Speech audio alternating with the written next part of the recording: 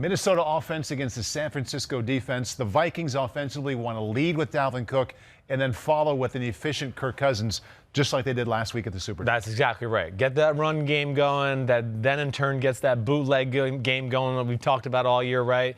Play action passes. It's not like a complex formula, but it's very sound and effective. And it goes back to any offense we talk about being good. They make you defend the whole field. They just got their own style of doing it. It's different than the Kansas City Chiefs, different than other teams, but it doesn't matter. And here they go right here in a little bunch set. And this bunch set, they can do a lot of different things out of this set, and they can pose a lot of problems for a defense, even though it might not be that complex. Now, so here's the formation. This is the play Dalvin Cook scores a touchdown on. I want to say this was late second quarter, right? Let's go to the next picture, Pete. All right? And this is where, hey, we know they want to run the football, and they are an inside zone, outside zone running football team. I think they're going to have to rely a little more on the inside zone this week. Why? Inside zone, inside running. The 49ers are more susceptible to that running than on the edge. 49ers are one of the fastest defenses in football. Sideline to sideline, I don't care if you got Dalvin Cook and he's got two rockets up his butt. These guys can run the sideline with him and rally and make tackles. They got defenders with rockets up their butt as well. So here, on this specific play, again, let's go back into responsibilities. Gap, Cameron Jordan. Big rookie from Tennessee, that's his gap. That's not Kiko Alonso. I can't think of 53's name. It might be Kiko Alonso. A.J. Klein? Is that right? I'm blanking on the names. Omanyata, Demario Davis, Hendrickson right out here. Okay. And then 22, Gardner Johnson's got this right here. So right now you look and you go, oh, they're good. Everything's good. Don't have to worry about it. A.J. Klein, 53. Sorry, A.J., no disrespect. I got my white linebackers mixed up. All right. So now, within this, you go, okay, they got a guy for every gap. How are they going to expose it? Well, you're going to have to, first off, trust me on this one because you can't quite see it. But Diggs is out here, and Diggs is going to run the fake speed sweep that we see everybody do in football, right? Well, that's going to screw over the New Orleans defense because now this guy right here is responsible for this gap. Well, he's got to worry about Diggs getting the ball and getting on the edge so fast that he's got to get out there to stop it. So let's go. And then what's going to happen? Let me just show what's going to happen here. So within this, they run a little stunt up front where he goes here. He tries to get outside of this gap. He blitzes. He's kind of trying to read it. Really probably more responsible for this backside gap. Like they're almost switching roles, okay, if that makes sense, right? All right, so he'll be there. He'll be here. All right, and what they're going to do, the Minnesota Vikings, with this guy out of the picture, I'm going to put an X on him for right now. It's going to be blocked down. It's going to be blocked down. It's going to be everybody blocking down and basically just trying to push everybody out of this way, right? And he's going to run inside zone. If he sees something over there, okay, he'll take the gap and run with it. But he's really being very cognizant of cutback lanes. And within all this blocking right here, Kyle Rudolph's going to come behind and boom, try to seal off Cameron Jordan on the edge. So now, when Dalvin Cook gets the ball, he's looking for a front side hole. But if he feels like, whoa, the defense really went this way, the linebackers are over here, boom, he's going to put his foot in the ground and make a cut. And he's as good as anybody in the sport at doing that. So let's go to the next picture. See what I mean here, right? Everybody is blocked down. Look. There's the center. He's gone out and got Demario Davis. Here's the right guard on 99. There's A.J. Klein, who's responsible for really this gap right here, but he's kind of screwed, all right? So he's going to get pinned in there. And now you got Cameron Jordan, who knows they like to run this type of play, and he's squeezing it really hard down to not let Rudolph kick him out to open up a huge hole, right? Does that make sense so far? Yeah, yeah. He's trying not to. They know this play is coming. Right. But they're that good at executing it. Even though they know it's coming, I mean, you know it's coming as well. Exactly. I mean, it's wide open. Yeah. They're in a bind. Are they really expecting, okay, yeah, Cameron Jordan does what he's told. This is great. Rudolph understands because, oh, wow, I can't kick him out. He's too far in there. I'll just kind of try to smother him and keep him in there. And Now you're going to ask Marcus Williams one-on-one when he makes this cutback to make a tackle. Like, good luck, good night, see ya, peace, we're out of here, touchdown, Vikings. And do we have another picture?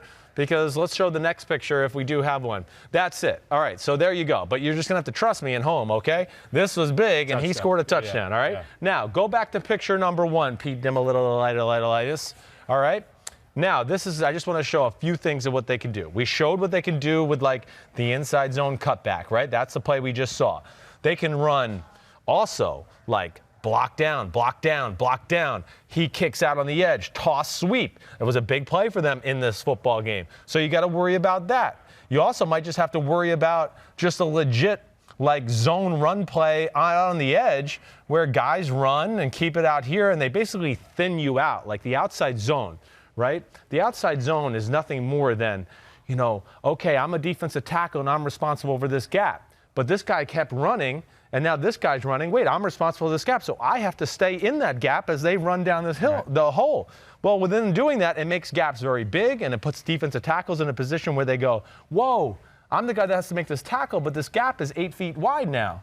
So how do I do that? Or if they are in the gap and they're being too aggressive, that backside lineman might just push them in the back, and then now, oh my gosh, I'm gone, and somebody cuts and they're gone that way. So they're a great zone blocking team, but then there's the bootleg factor. And they can run the bootleg any way they want. Cousins is good at going to the right or the left. So they might do this, Cousins comes out, okay, and it's going to be like, oh, just what we saw from Kyle Rudolph before, but this time he's not going to block, he's going to go in the flat, he's going to go out. This guy's going to come across. This guy's going to run a deeper cross. Wow, there's bootleg right. So I'm worried about this run game, the toss sweep, the inside zone, the outside zone. Do I stop that? Oh, wait, it's the boot. Whoa, holy crap. Then they could go the other way with it. Oh, okay, there goes Cook that way. Boom, I come out this way. And now Rudolph might block just to seal the edge. This guy here, Adam Thielen, will go down like, hey, I'm trying to run block, or we're going to go that way. He'll come back out. Diggs will run that route out there, and then this guy will run the crossing route from the backside. So, again, like, not like overly complex stuff, but the way they're very good at coaching it. They're very good at executing it. And as you can see, just with those few plays alone, you go, okay, defense, what do you really want to stop with that? And the Saints, even though it was a close game and a great watch, they didn't really stop what Minnesota wanted to do. No. I think the best evidence is Kirk Cousins had 31 pass attempts. Dalvin Cook touched the ball 31 times. So there you go. They achieved the exact balance they wanted to against this defense. Yes. What can the Niners defense do to throw them off that balance that we know Minnesota wants to get? Well, yeah. I mean, the Niners got to be careful of fast-flowing the linebackers too much in the run game because, like I said, if you just go in this way too hard, he'll stop and cut back, right? The Niners don't change a lot what they do. They run the Seattle scheme. They kind of go, we're going to be sound. All right. Is there a Vikings offense beater? Like it's usually we reference an offense having a beater against a certain defense. I think is there something they can do against Minnesota? Well, I do think the bootleg run game is going to put a fast-flowing defense like San Francisco in a bind at times. I do. I don't think there's any doubt about that. They'll get people going so fast. So they're going to have to teach their backside guys a little bit to maybe not over-pursue. Hey, backside defense end, don't be crashing down or chasing too hard because it might be Cousins back out the backside. You got to be ready for that. So they're just going to have to be very patient in that and not being too overly aggressive. But it's going to be an interesting matchup. Yeah, San Francisco doesn't change it up a whole lot. And if they get fast-flowing and that run game gets going like you're talking about, like it did last week, you're in a tough spot. They're pretty good at run blocking up front here in Minnesota. They're coached well. They know the looks they want to run it against. And if they get that going, like you said, then all of a sudden the play actions and the boots, and all of a sudden you go, gosh, we need more people in the box to stop the run game. And all of a sudden, you know, you're one-on-one with Adam Thielen, and you want to know why he ran a post corner to down to the 1 yard line because they're worried about stopping the run and Dalvin Cook. And now the game's over, and they've exposed you that way. So that'll be something to watch out for in this game. Thinking 49ers offense against the Vikings defense. And all season long, Chris has been talking about how Kyle Shanahan is the best at cracking the code and having specific plays that work against whatever you do defensively. I think my favorite example was week 2 against Cincinnati. It's a good one. I mean, this is a gashing. This is where, like, you and me could have played quarterback and be like, hey, I threw a touchdown pass. I think anybody could have thrown it. Well, we know the Shanahan, first of all, the run scheme it's famous. From Kyle's dad, Mike Shanahan, with the Broncos and Terrell Davis, to Kyle and what he's done throughout his whole career, whether it's Arian Foster or Devontae Freeman or what he's doing this year with the San Francisco 49ers. And they're famous for the outside zone. Reach block that guy, block that guy, reach block that guy, and the running back comes out and just figures out, okay, do I want to, press the outside, or did somebody get wide and I just boom put my toe in the ground or foot in the ground and hit the lane? That's where they're famous. And on this play, yes, they have a lot of ways to keep you honest to stopping their bread and butters. The outside zone is famous from the Shanahan family. Defenses know they want to do that, and a lot of the times it makes these guys really fast flow because, hey, they like to run outside zone. And what Kyle has is a bunch of tricks in his bag to slow people off, right? Whether it's, we're going to fake the toss, and then this guy's going to come around, we're going to toss it to him, and he's going to fly around that way on the reverse, or maybe we fake the reverse and hands it to the running back, whatever it may be. On this specific play, this is a play that every team in football runs, and we call it the oh shit play, all right? That's what it is, and Kyle Shanahan invented this play. This is his play, and now everybody in football runs it, okay? And what they're going to basically do is run that kind of zone scheme we talked about. And this guy's going to run across the field because, hey, that's George Kittle. We better cover him and be worried about that. Garoppolo is going to go like this and boot out this way, all right? And within him doing that, Juszczyk is going to come out. And a lot of times he goes into the flat for a boot pass, but this time he's going to stay there and help pass protect. This guy here is going to go up and down the field because that's what it normally looks like. And now this receiver right here is going to make it look like, I'm kind of blocking down. I'm helping out with the run game. I'm helping out with the pass protection. And he's going to slip his way up this way. Now let's go to the next picture, and let's see what they got. So there's the action. You see, it's kind of taking its picture, right? These guys are running the outside zone scheme. Here goes Kittle getting ready to do that. Receiver here is going to run his route, right? Here, look, you can see Juszczyk. He's already getting ready to plant his foot and come across and be that pass protector. The running back's just going to continue to fake his run. Garoppolo is going to come around the edge. But what it really does is defenses, as you can see, they're flowing this way, right? This guy's responsible for him man-to-man, but he's right now looking at him going, looks like he's blocking. I don't know if I need to cover him man-to-man. And within that, okay, what happens a lot of these times is they see this, and they're, of course, wanting to play the running back, but when they see the quarterback keep it, they go, wait, we got to look for our crossers. Where is everybody? They're going to be running a crosser. We got to rip back in the spots. And Kyle has basically thrown a checkmate to that to go, get back to that. He self-scouted thyself to go, get back underneath the crossers and the bootleg. For sure, no problem. I'm not trying to do anything here. Nothing to see here. And then go to the next play. Next picture, please. Oh, look at what we have here, right? He's bailing for the crossers. This guy, he's going for this guy. Here's the man-to-man. The guy that's supposed to be covering him is over here now because he thought, oh, man, he blocked. I don't need to. I'm going to go help out with the bootleg or somebody that's coming over in the cross or the flat route, all right? But as you see, Juszczyk is blocking. Jimmy Garoppolo has stopped that motion of bootlegging out there, and he looks like he's getting ready to pull up and throw the ball deep. And look what we got here.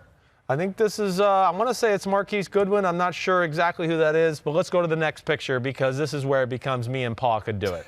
As you see, Garoppolo's throwing the ball, and there's the wide receiver wide open for a walk-in touchdown. And it is Goodwin. And that's what makes the 49ers tough. Yep. Not only are they, again, well coached, they have a coach who's insanely creative and insanely gutsy to run plays that, like, people don't run, but he just goes, I was in the lab all week, and I think it's going to work, and I'm going to do it. So that's scary, let alone they got talent and speed and power on their offense, and that's why they're the number one seed with the home field advantage. Head coach for the Niners, deeply invested in the offense. Head coach for the Vikings, deeply invested. Deeply. It's his defense. Definitely. The way it's Kyle's offense. This is a personal matchup, Zimmer for sure. against Shanahan. Yes. One of the great subplants. No doubt. The weekend. No doubt. You got to watch that. It's going to be a good one.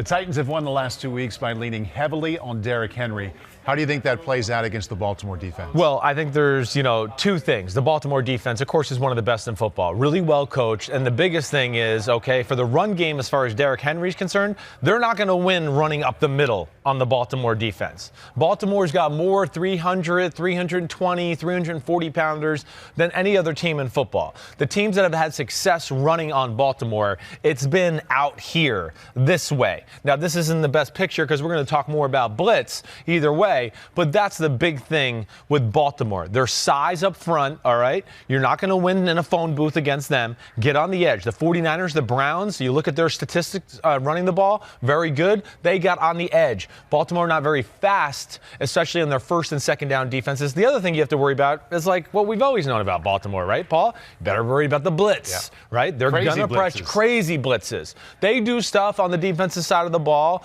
that is as complicated and complex as any team in football. And we've had conversations with people where you just go, I'm not really sure what this coverage is. It's a game plan coverage where they think they got a tell on your pass protection, your routes, whatever it may be. But here's a first example, okay? Imagine now you're Ryan Tannehill playing the Baltimore Ravens defense. This is Patrick Mahomes for earlier in the year. First off, who's blitzing? There's only one guy down in the three-point stands, right? So this is the first thing. You're just going, okay, there's one guy. That's great.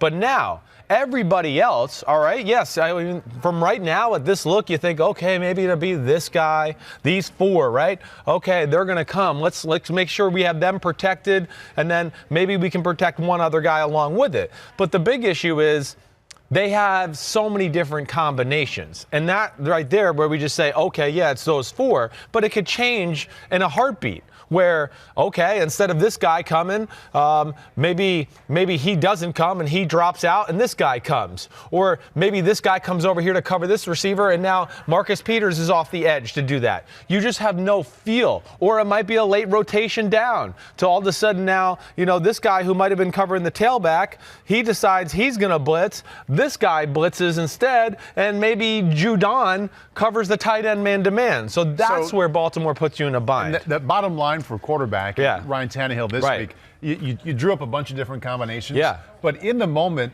you don't know. He's not going to know who's coming. So how do you deal with all those unknowns at the snap? Well, you're right. You don't know, and they're going to think they have a good idea. Because what teams do to break down, like a team like Baltimore with blitzes, you start to break down the percentage of who comes the most. 48 comes more than 36. So they might set the protection to block 48. But Baltimore is also going to do self-scouting in their week off and realize, we bring 48 a lot more than we bring 36. Maybe let's switch it this week because, the Tennessee Titans might try to find a way to block 48 knowing we've sent him on a blitz so much that we'll throw a curveball at him. So that's the scary thing. But Ryan Tannehill, one, don't be afraid to max protect. Mm-hmm. Okay, hey, whatever that call is, for me in John Gruden's offense, it was black 58, okay, black 58. Is that how teams in general are responding to all this confusion? Yes, you definitely see that where they just go, okay, hey, let's just, you block, you block, you block, you block, you block. Hey, right. Tight end, you stay in and block, you stay in and block. And now, yes, it's only two men out downfield on a route, but we feel like we're secure up front to where we're not going to be exposed by that. So it's either that approach you take if you're the Tennessee Titans. The other thing you have to be ready for is throwing the ball hot. Yep. That's where Baltimore gets you sometimes too, where, they blitzed us and, wow, they brought more blitzers than we can protect. And you see too many times where quarterbacks or offenses don't have an answer to, they caught us by surprise with an all-out blitz, and I don't know where to go with the football, and then it becomes a sack, and all of a sudden it was 1st and 10, and now it's 2nd and 18. And you're behind the sticks against this defense, good luck. So you better have a plan in case, 1, 2, let's say this linebacker comes, this guy comes, okay, and that's 5, and let's say 6. You better have a plan for hey, Travis Kelce or tight end, Jonnu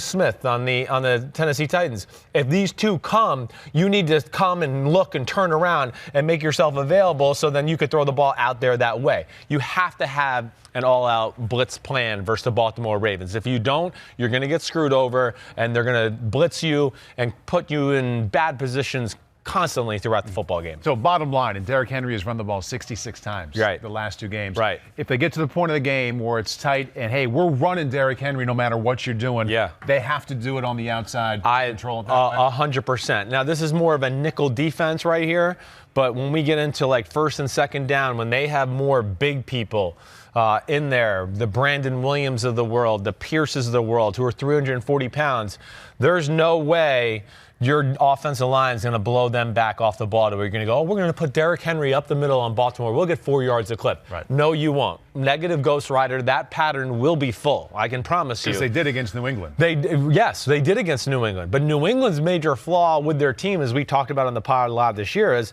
they don't have big people on defense this year. It was a lot of linebackers and DBs on the field.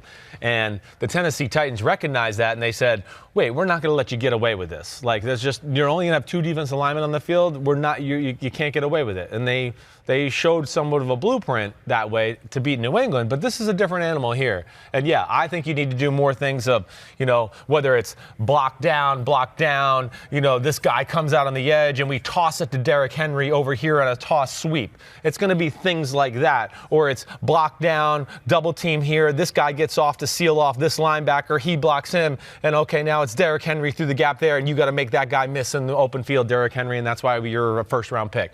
Those are the type of runs that I think are going to have the most success against the Baltimore Ravens defense. Big, physical, but not real fast in their front 7. Baltimore Ravens haven't lost a game since September, in large part because of the unique talents of Lamar Jackson. Specifically, what's that mean for the Titans defense this weekend? Yeah, well, it means they have a tough challenge, and nobody puts you more in of a run game predicament on the defensive side of the ball and how to stop a team schematically more than the Baltimore Ravens. One, because they got a lot of big people up front where they can overpower you. They got a tailback back there in Ingram or Gus Edwards who runs like a bat out of hell coming downhill, so you're worried about that. And then, oh yeah, that's right, there's this freak of nature right here to where when he gets out of here, I don't care who you got on your practice squad or whatever, they can't run like number 8. So there's a lot of things that they give you issues with. Now, this is let's talk about this. We're going to go to show a bread and butter run play of the Baltimore Ravens. And here's the predicament right off the bat. This is how NFL defenses work.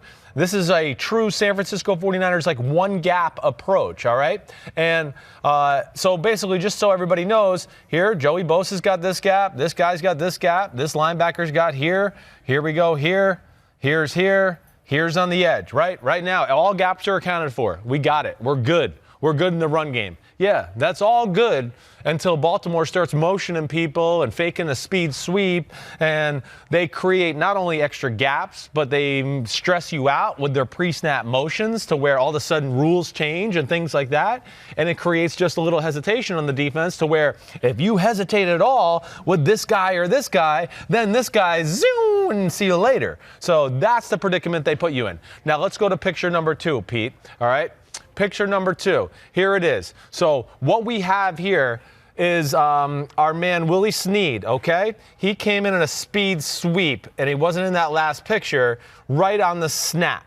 And 54, who was over here in our last picture, now is over here because he's got to be responsible for if the speed sweep gets on the edge, 97's not going to be able to get there. Nick Bosa's not going to be able to get there in time. So they needed to put another guy out there to worry about that. Now, Baltimore's got you in a bind already, right here, schematically. You're already in trouble because now 54, Fred Warner, is worried about Snead, okay? And now you're here with one guy on the edge. There's 2 blockers. They're very good at running it right up the middle or doing this. So now you got DeForest Buckner and Bosa who are worried about that, but they're also now saying, hey, Joey, when they do this, we need you to collapse and maybe make the tackle on the running back. But if he doesn't give it to the running back, watch out for Lamar Jackson following that speed sweep guy. Well, I mean, that's almost impossible.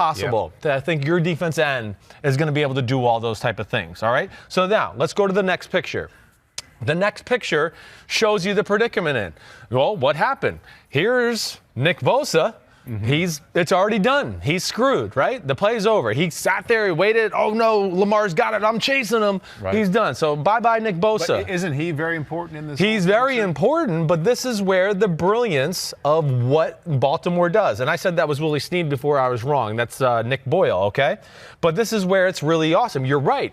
At our first picture, right, this was the guy that was responsible for outside. Right. Well, they got to, in case he keeps the ball on a bootleg and throws to him, they got to keep on him for coverage. They can't just go, oh, we don't think you're going to really do anything here. We're going to call your bluff. You're going to run it. Yeah. And because, no, they will. Lamar Jackson on the edge. Oh, this guy kind of stayed here and tried to play both. Oh, boom, I'll throw to that guy behind you. They do that a number of times. Isn't he the one, when Lamar's at this point and you can see him looking at somebody, isn't this the somebody he's looking at? Yes, it's either that guy, or I think in this last case, it was the defense end, Joey Bosa, right? Because he knows, oh, no, this guy's going to have to go. Nick Bosa, sorry, Nick, I said Joey. But, yes, he knows at the snap that this guy's going to have to go with that speed sweep guy in case I want to throw it to him quick in the flat or maybe give him the ball or whatever. So he's got to respect that. So that's where they put you in a predicament. Now, 57 at the original picture was inside and responsible for, like, the backside B gap. Now, all of a sudden, he's being asked to go across and protect the C gap and stop it. So that's a huge predicament, and that's great. Listen, he got there, right? He's there. But there's one problem.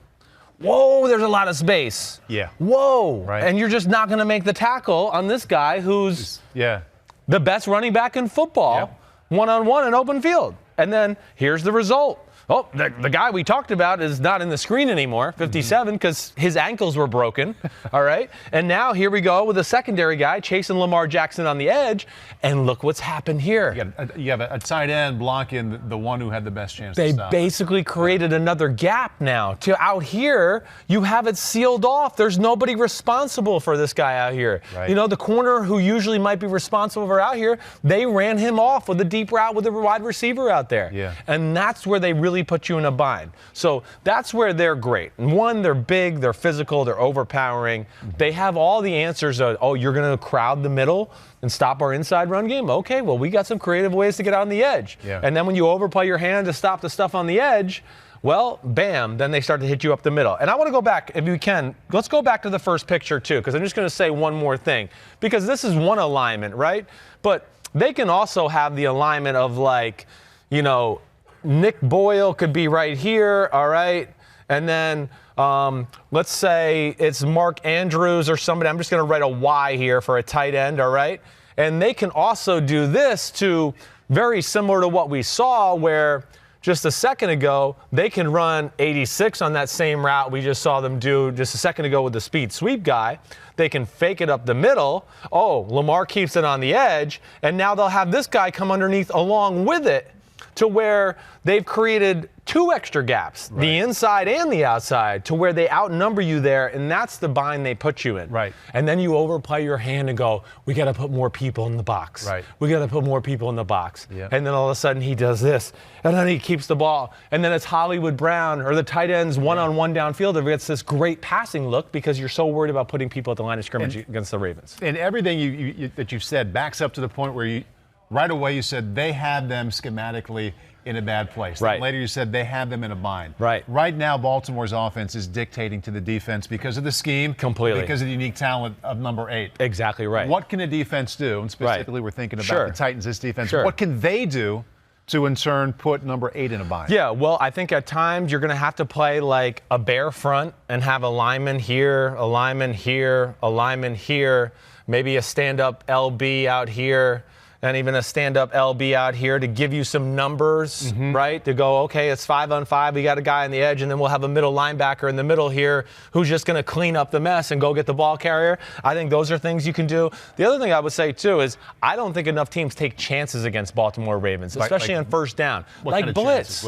Like blitz, whether it's like, okay, we want to come with like some sort of weak side pressure here, all right? A weak side pressure, let's say you're there, you're there, you're there, and you could shoot this guy this way and this guy really far outside. And, yeah, maybe he still has this gap, yes, but you could also bring, a free safety. You can do a number of different things is what I'm saying, just to disrupt what they're thinking or how they're playing this. You said free safety. I'm looking up here. We have down linemen.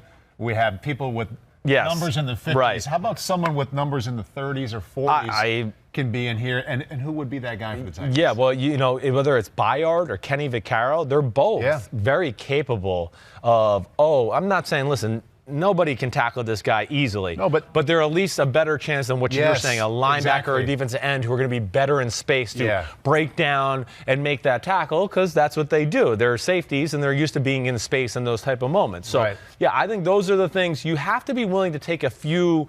We're going to create some chaos for the Ravens offense and not just line up in it and say, this is what we're doing. Because if you do that, it's back to your point. They have the total advantage. You got to find a way to get a linebacker, a safety down in there, move your defensive lineman every now and then. Because if you're just static all the time, too, like this, they will just bludgeon you. They will just go double team, boom, boom, boom. And this guy will go boom and then go to this guy. And this is, 340, 315, 305, 315. I'm sorry, this is 350 and this is 340. Yeah. It just tells you how big they are. And they just all come downhill in a wave and double teams, and then it's boom, oh man, Mark Ingram ran for 5 yards. We had everybody accounted for, but it doesn't matter. They're big and powerful. So that's the problems that Baltimore's offense puts you in. A year ago in the divisional round, the Kansas City defense had a great plan and even better execution against the Andrew Luck-led Colts offense. Yeah, right. Different kind of challenge this divisional weekend against Deshaun Watson and company. Yeah, definitely. I mean, first off, Deshaun Watson, we know he's one of the best players in the league. The Houston Texans, they have some weapons at their disposal in the pass game that are always scary. I'll always say, this guy right down here, number 15, Will Fuller, he's like vital to their success as an offense. Expected to play, which is huge. Because the Texans are not an offense where I go, oh, wow, these are unbelievable schematic plays that are really screwing over the defense. No, they have all good plays. They got a lot of the meat and potatoes you want for your offense. I'm not saying anything. But they rely a little bit more on just going, man, he's really good, number 4. Number 10, Hopkins is good. 15, Fuller's good. And Kenny Stills is really good, too. And we're just going to be aggressive, and Watson will make some big throws down the field. But my big point with this picture right here, and this was a game-winning throw right here early in the season between the Texans and the Chiefs. Basically what happened here on a 4th down, okay, and you could see it's about a 3-yard, 4th and 3, somewhere in that range. This is one of the bread and butter plays for the Houston Texans. And anytime you see Hopkins in the slot in an empty formation or anywhere here close to the tackle, anything like that, they're trying to get the ball to him. Hands down. Every time. Some sort, some way. And more times than not, when they get in these formations, it's going to be boom and something like that. And if you cut this off completely with somebody there, it's boom, and then he comes back out this way. So he has a two-way go to where he's almost never wrong, right? And on this specific play, 4th and 3, this is what happens. He goes boom and like that. Now, where Watson throws the ball right here, boom, 1st down, game over. Houston pulls off the upset against the Kansas City Chiefs in Kansas City. Now, within this, I hope Kansas City doesn't play defense this way this game, because you got to be able to, and Steve Spagnuolo and the Chiefs have showed recently they're very creative on the defensive side of the ball, Paul. They do some really good stuff, and they will double team. Like when they played New England, they double team Julian Edelman and James White. In certain situations and down and distances, they will take a little bit of that Bill Belichick, theme we've always talked about. He'll take away your strength. There was no 1A in the form of Will Fuller, though, in those games. No, you're right. There was not. So that's going to cause some problems, certainly. But number 10 is the first guy you got to worry about. And on this play, like I said, he runs a slant. So let's go to the next picture. We'll show it, all right? Next picture, there it is. He kind of pushes upfield. You're not sure which way he's going to go, boom or boom. He knows there's nobody in the middle of the field, and whenever he has nobody in the middle of the field, that means he's taking the middle of the field. And here you could see, like, Tyrann Mathieu went into the line of scrimmage, and I think he's supposed to get back and get underneath this, but is not there in time, because you could see Deshaun Watson already is loading up to throw the football. And if we go to the next clip, all right, the next clip, or that might be the last one. I can't even remember. That's the last one. All right, so that's it. Bam. So now, I just like to go back to the first picture. The first picture, what do they got to do differently? Well, I hope in this game, this time, if this something like this, he's got to get out of here right away and be like, all right, hey, you're covering Hopkins, that's great, but you got help on the inside, so you don't have to bite on anything inside. So then there you got somebody to break. If he breaks outside, you got him bracketed. You got to play those type of plays. And with the Houston Texans, they love posts and deep crossers or anything high-low with DeAndre Hopkins on this week's side. They will do, okay, you run an in-cut, DeAndre, Will Fuller underneath, you run a little option route. And they just basically put zone defenders in a bind to go, do you want to go up to him, or do you want to stay back and cover DeAndre Hopkins? And then Watson makes the right decision. The other thing you got to be worried about is, okay, tight end blocks, right? He blocks, he blocks, he blocks. He got a six-man protection, and, they might go, boom, he runs a deep cross. This guy runs a deep post, and then they keep Hopkins, and he comes across the field this way. It's one of their bread and butter plays. And Watson's one of the best deep ball throwers in the sport. So you just always got to be prepared, not for DeAndre Hopkins. One, because a lot of the play design is for him.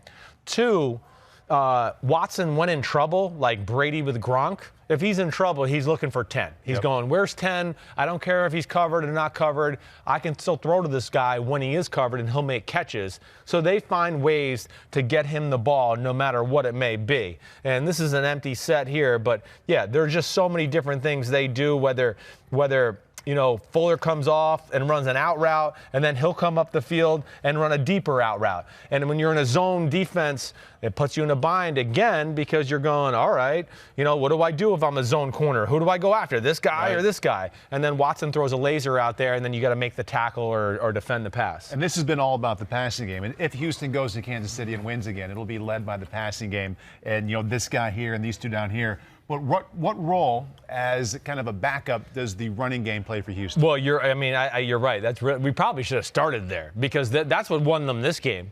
They ran the ball on Kansas City, controlled the clock, Carlos Hyde, everything about that. Now, where it's different this time around, this Kansas City defense has gotten a lot better since this first matchup. Well, I just feel like Spagnuolo settled into what his talent was on his defense and knowing how to utilize them. They probably got more comfortable with the scheme, so they've been able to get a little more advanced with certain coverages, blitzes, disguises, to where he's not like, hey, everybody knows what they're doing now. This was early in the season.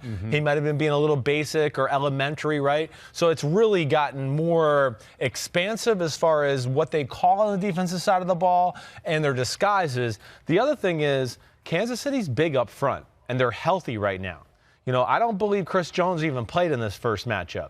So they have great size to be able to stop. Now, Houston, it's not an overly complex running scheme, but they will do a lot of, inside zone. So let's just say, just for sake, let's say Will Fuller's not here, all right, and Carlos Hyde, who's 23, right? I'm pretty sure. Yep. Let's just say he's right there. What they love to do is run inside zone where, okay, you push him out, you push him out, you push him out, you push him out. Everybody kind of he might go in and get a inside backer or something like that, and then the tight end comes behind the line of scrimmage and kicks out whoever's left, and he presses front side. If there's a hole, great, but then if there's not, he cuts it back in there somewhere to find another gap. Their running game, they stay consistent with it. They're pretty good at run blocking, but I do think this is a different Kansas City defense. You've also described it to me as a patient run attack. It is. Patient with the way they call plays, or patient with the way 23 does it? He does I'm always impressed by Bill O'Brien. There they were last week in the Bills game, down 16-0. Still running. And he was still running it. And that, to me, is big. Because it makes defenses have to get up in the line of scrimmage. They worry about that, and it creates one-on-one matchups with these receivers who are pretty special. Kansas City's offense will have a number of ways to put pressure on that Texans defense this weekend at Arrowhead. They saw him play in mid-October when they got together there in Kansas City. How has the offense changed or evolved since that last meeting? Well, I think, Kansas City is a little more versatile on the offensive side of the ball.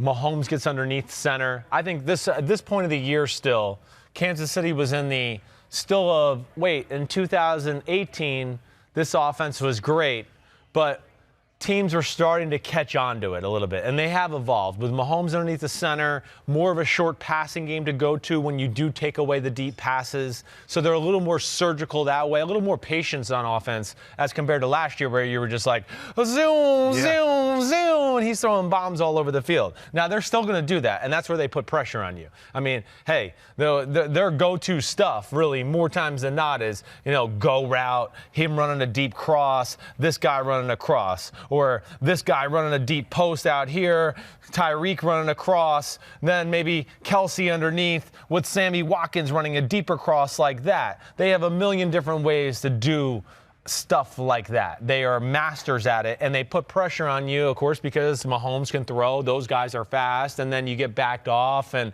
oh, no, they all went deep and ran this, and okay, whoa, we got it all covered. Oh, man, they threw a screen inside to the running back, and now you're screwed over. So they make you defend the whole field, and that's where they're great. And on this specific play, hey, the Texans, they're playing man-to-man. This is when teams are starting to go, well, what? I think we can play man against Kansas City because it's a lot of those routes I just showed you. And I think teams are starting to go, hey, expect this route, expect that route in this formation. And they kind of got a feel to leave people one-on-one and feel comfortable about it. That's what the Colts did when they upset Kansas City at home a few weeks later and all of that. So on this play specifically, okay, when you play man-to-man like this, first off, you're playing with fire against this group because if this guy misses a jam on Tyreek Hill, forget it. Is it a bad idea to try and play? Well, no, it's okay. Yeah. It's okay. I just say don't be overly aggressive at the line of scrimmage and try to I'm going to jam Tyreek Hill right at the line of scrimmage. You're not going anywhere because as soon as he does that and you miss, it's like you're not catching him. It's gone. That's right. And the other thing they do when you have a look like this where, linebackers are up in the line of scrimmage as you see here trying to cover, well, they have their ways of picking you too. And that's where they're scary. So on this play specifically, there's two answers to this play. There's one, this right here, where this is like in the West Coast scheme, we would call it a sail route. This is a sail route, a sail concept, where if this was 3-deep zone, he's going to go 1 to 2, then to somebody under here as his check down. But this is man-to-man right here, and all week he was told if they play man-to-man, we like this play, the concept up top, because we feel like we can screw over the Texans. And what they do is they run a pick play without it really being a pick play. Kelsey's going to run a deeper cross route, all right? And then Sammy Watkins is going to run shallow cross. But they're being taught within that, find the guy who's playing Damian Williams man-to-man, all right? And try to run into him. Try to make him redirect or make a decision. Oh, I got to go underneath that guy, or I almost spelled that. Or I got to go underneath that guy, whatever it may be. So what they do, Damian Williams then comes out and runs up the sidelines, and they end up picking it. And let's go to the next picture so we can really see it. So here, 37, and let's go back. Go back 1 second to the first picture again, because the guy covering Damian Williams, and I didn't point that out all the way, is right here. He is covering this guy man-to-man, all right? So now let's go to picture number 2. And when you go to picture number 2, that guy I just circled, look who he's run into. Somehow Travis Kelce found him. Tackled accidentally. Right. Yeah. So Travis Kelce can run, and I'm running my route, and I hit him. Yeah. Oh, my bad. The guy was pushing me and whatever. And it's hard as a ref to be able to say, oh, that was a pick play, because he is trying to run a route, but he's also trying to find the guy covering Damian Williams. And as you can see right here, okay, it's great coverage there. It's great coverage there. But Damian here on the outside already has space, and you can see who number 15 is looking at already down the sidelines. Now go to the next picture, all right? And this is welcome to Scroodesville, all right? You're screwed, defense. Sorry. And you can see. And this, I might be wrong. This might have been Darrell Williams, number 31. It looks like that's who it is on the screen here, but it's a Williams regardless. And he is wide open downfield for an easy completion, and he's going to run all the way down here before he's pushed out by everybody. But that's the mind they put you in. They're very good now at staying a little more patient than we've seen Andy Reid running with the ball. Which you were asking for when Matt Moore was playing. I was, yes. Right? Right. And I like them underneath the center, too, because, underneath the center, as we've learned this year from a number of the really good teams, It creates play action. And play action's the best way in football to get big, explosive plays down the field. They've been doing that more, but they keep the pressure on you, one, because they got speed and talent, and they got a quarterback who's got one of the greatest arms we've ever seen, and then they make you defend the whole field and every square inch of it. Like whether it's they send everybody deep and throw a screen out in the flat, either way, there's no area on this field when you play Kansas City where you can go, they don't really like to attack this area. We can void it. Right. You know, there's other offenses in football you could find and go, ooh, if we just drop everybody in between the hashes and the numbers, this team likes to throw it there and we'll be okay. But you can't do that against this group. They're too talented. Mahomes is too good. Andy Reid has too many plays. And the Texans' pass defense has been an issue this year. Their front four has got to play great. Merciless, J.J. Watt, if they can't get to Mahomes a few times without blitz, just four-man rush, I think it'll be a long day for Houston, because if they start blitzing and having to do that, I don't think they can match up with these guys in the back end. Sounds like they ought to play more zone than man. I think you got to be careful. You got to play zone and then dabble in man in certain situations or personnel sets where you go, all right, it's 3rd and 4. They might run one of those short routes that could pick apart our zone. We might have to play some sort of man coverage here to take that away and make a throw tight. Maybe we can get a batted ball down, whatever it may be. Packers offense against the Seahawks defense, and Chris, you probably see it the same way. Seattle defense, no team this weekend is making a bigger jump in quarterback challenge than that Seattle defense, going from Josh McCown to number 12. Yep, number 12. Aaron Rodgers. My favorite player ever in the history of football, okay? But yes, that will be the key. And this is an interesting matchup. First off, he's going to see this defense a lot versus Seattle. Seattle runs two defenses. They play man-to-man, like you see here the Philadelphia Eagles doing, right? It's man, it's man, it's man. This guy's got him. And then these two guys are covering the back for whatever way he goes. If he goes this way, this guy will get him. If he goes that way, this guy will get him, okay? So that's what they're doing. And as you see, there's a safety back here as a free safety. Now, where Green Bay is special in these situations, okay, is Aaron Rodgers gets up in the shotgun and he gets them in the right play. They're playing man. I know what coach told me he likes these plays this week against man-to-man, and I'll get us to the right play, and we'll screw you over. It's zone. Okay, either way, we'll find the right way. We'll screw you over. I think the thing you got to worry about when you play man-to-man, one, this guy right here, all right, Devontae Adams is really good. This guy right here is really good. I don't think Green Bay needs to necessarily make things real complicated sometimes. Like, play one-on-one ball on the outside against corners in Seattle who are not very good. You know, they're big, they're long, they're not very good at change of direction or stop. This guy's breaking this way, I have to do that. That's not their game. You know, their game more times than not, the Seattle Seahawks, is he plays zone that way, he bails in zone, he's straight back, this guy's here, this guy's here, this guy's here, this guy's here. They play that type of zone a lot. But that leads you to throw comebacks, out routes, anything like that, where you can just go, it's zone, yes, but it basically becomes one-on-one with this guy. So I would not be shocked if you saw those type of matchups, right? Where Aaron Rodgers just goes, you know what? Me and Adams are better than whoever they got over there. We're just going to play pitch and catch. It's one-on-one.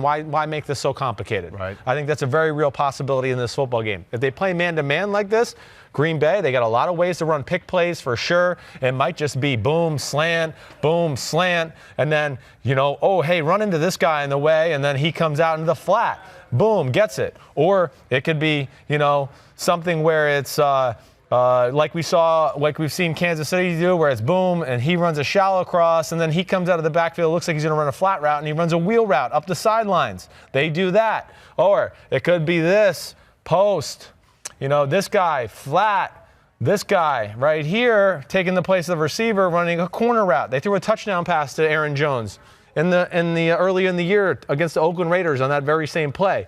So that's the dangerous thing, I think, for Seattle in this matchup. When you're predictable against number 12, they've had 2 weeks off. Yeah. They're going to find ways to attack you or get up to the line of scrimmage, and he's going to go, okay, I know they only play 2 or 3 defenses. I'm going to figure out which one it is. Blue 85 said, hud. I didn't snap it. Oh, you run this, you run that. Hey. said, Hut, oh, I got you. You're in trouble. And I think you'll see a whole lot of that from Green Bay this weekend. And the offense has changed. It's evolved and grown. Definitely. Is Aaron Jones now the number 2 thing you're worried about after Devontae Adams? He's probably number 1. Really? I do. I think he's number 1 right now. Because their drop-back pass game is not like a reinvention of the wheel. It's good. It's got all the basics. But they're a team that when they run the ball, that's when they're at their best. We know Rodgers is going to be able to find some ways to throw the ball in the drop-back pass game. But they're not like talented enough across the board to just surgically destroy you that way. They need the run game going, which then gets into the play-action pass game. And their play-action pass game is where we see most teams create a lot of big plays in the pass game because LaFleur comes from that Shanahan style of offense, and they know how to draw them up that way. Packers defense against the Seahawks offense. I'm sure they're thinking about all kinds of things inside the Green Bay defensive locker room. However, how are you going to defend number 3 is where it all begins. That's where it does all begin. If I'm Green Bay, first off, like Seattle's got injuries at the running back position. They've been banged up on the offensive line.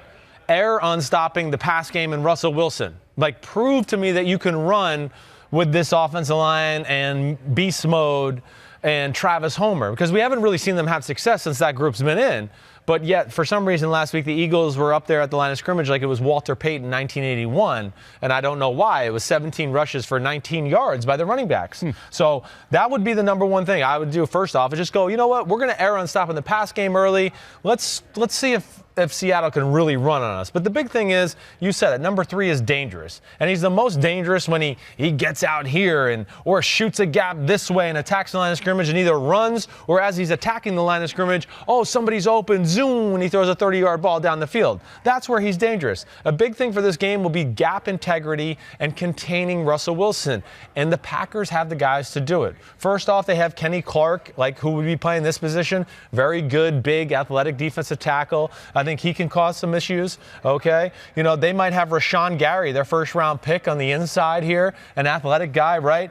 Again, this is about pushing the pocket, all right, and not creating huge lanes for Russell Wilson to run. Now, is that more on the ends or the tackle? It'll be more on the ends ultimately. It will. You don't want this, Paul, right? You don't want, whoa, I'm going down in the speed rush and I'm way over the top like this, and now there's a lane the size of this for Russell Wilson to go, oh, okay, Preston Smith, you're coming up. Let me step up in the pocket. Oh, is anybody open downfield? Oh, no, but look, there's nobody here. Boom, and I ran for 20 yards. That's what you don't want. You're screwed if that starts to happen. So what they need to do is not only push the pocket with these guys, maybe have this spy here too to clean it up, but this has to be push and collapse from here. And the rule really should be go no deeper than the quarterback. So if Russell Wilson's right here, I don't want to see the guy way over here. I want to see right where you are, right here. So now I go out of the pocket, and the only way I can go is, oh, wait, there's nowhere to go here or there.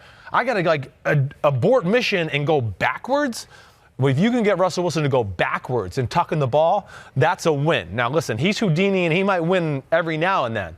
Right. But I would bet you for the most part of the day, if you can keep that formula of collapsing the pocket, don't get deeper than Russell Wilson, that you're going to win more than you're going to lose, because that's going to be very hard for him to do. Oh, break out and run this way and then turn the corner and try to throw a ball down the field. That's going to be tough, and I think that'll be a big key to the game. And getting the sack isn't priority number 1. That's a great point. The sack doesn't mean crap, all right? Don't worry about the sack. Lane integrity, make it hard for him to step up, run, see. He is smaller. He doesn't always see the middle of the field great. To me, that'll be a huge part of this football game. And the Smiths, Zadarius and Preston, they're as good as anybody I've seen at collapsing the pocket from the outside. I think they'll be big in this game.